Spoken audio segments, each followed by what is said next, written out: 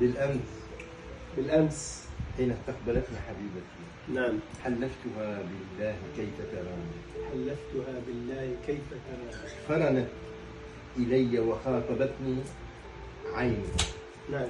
نثرت علي الرملة بالفنجان قالت لي الهيفاء حسبك شاعري، حظي كحظك يا أميرة، زماني حدق هنا قصر منيف شاهق ضاء القصور بروعة البنيان، وهنا طريق للحياة وينتهي عند القبور بقدرة الرحمن، وهنا طريق للسعادة خالد يمتد حتى جنة الرضوان.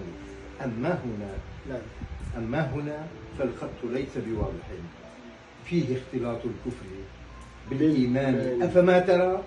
وهفت علي بشعرها ستضيع بين السهل والوديان، إلا إذا خبرتني عما جرى ورويت لي شيئا عن مريم. ولا ماذا أقول إليك إلا أنني أخشى أصاب بنوبة الهذيان، شيخ ضرير فيلسوف شاعر أعمى بصير مدلج علماني، أعمى يرى مجج الهوى ويهيم في طرق الجوى هيفا من الهيمان.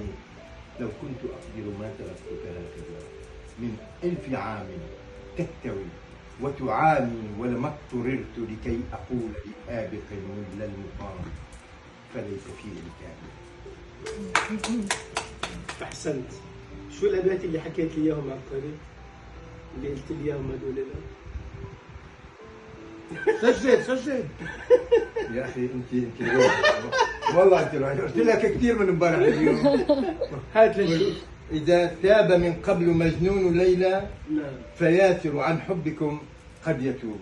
الله. قال لا أنا الضيم شفت امبارح، قال لا ليش ما قلت لا يتوبوا؟ قلت له لأنه قد صارت أقوى من الناهي. مجنون ليلى. لأنه ليه؟ لأنه المجنون مات فصارت قد، مو حرف تقليل، حرف تكثير.